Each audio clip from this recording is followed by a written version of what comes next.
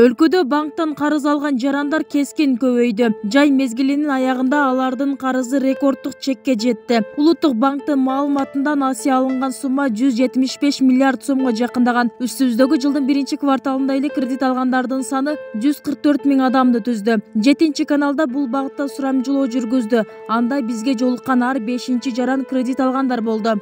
Алганмын. Ооба. Задержка кылууга аракет кылабыз, чорныйга кирип калып эртең зарыккандан бирөөдөн чыкпайт бул. Ошондон алып.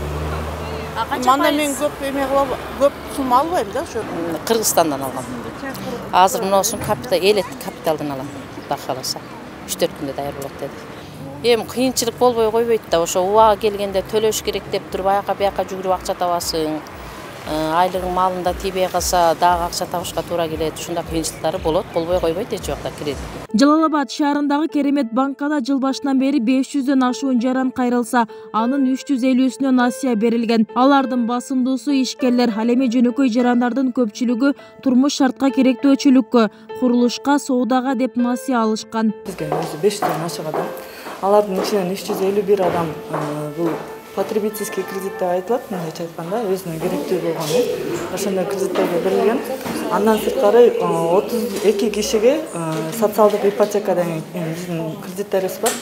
Ошол менен 42 миллиондук 1 жылдык лимитти полностью берип бүттүк. Экономисттер Кыргызстандагы насыялардын пайызы өтө жогору. Мындан улам анын сазынан чыга албай калгандардын саны көп экенин айтышат. Бул өз кезегинде башка социалдык, экономикалык көйгөйлөргө жол ачат дейт. Карызын төлөй албай турак үйлөрүнөн айрылгандар да арбын, атүгүл өнөкөт ооруларга чалдыгып, же өз өмүрүнө кол салгандар да кездешүүдө.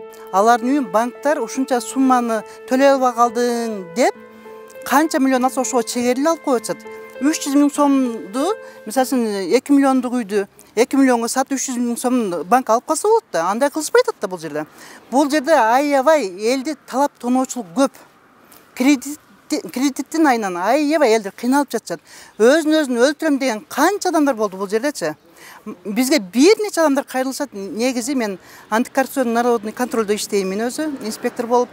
1 жылдан бери элдин көйгөйлөрүн ушул нерселерге жүгүрүп жүрүп, биздин да тамагыбыз талкан болуп атат. Эмне кылып атышат? Бензин менен өздөрүн өрттөп атышат, ген прокуратуранын алдын алып алышып, ак үйдүн алдын алып өлөбүз деп кыйкырып атышат.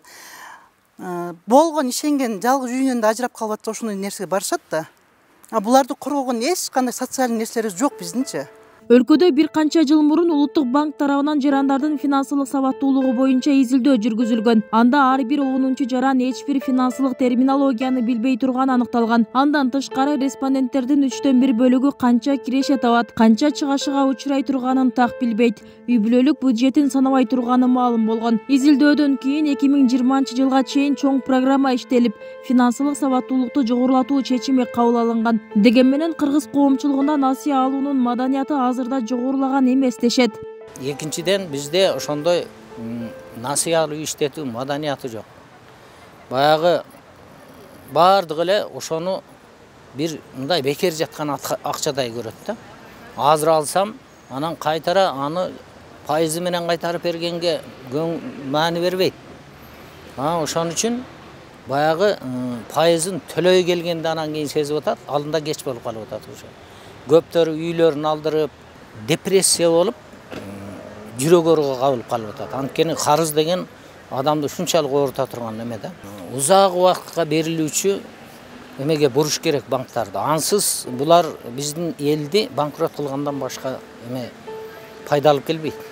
Үстүбүздөгү жылдын 1,5 жылдыгында берилген чакан насыялардын жалпы көлөмүнүн 3/4 бөлүгү айыл чарбадагы ишмердикти өнүктүрүүгө багытталды. Андан кийинки орундарда керектөөчүлүк муктаждыктарга, соода жана коомдук тамак аш чөйрөсүнө, курулушка берилген. Соңку жылдары элдин насыясынын көлөмү тездик менен өсүүдө. 2017-жылы жайында 100 миллиард сомду чамаласа, өткөн жылдын мартында 150 миллиардка жеткен. Бибисара Орозалиева, Шерзат Эгембердиев, 7 канал, Жалал-Абад.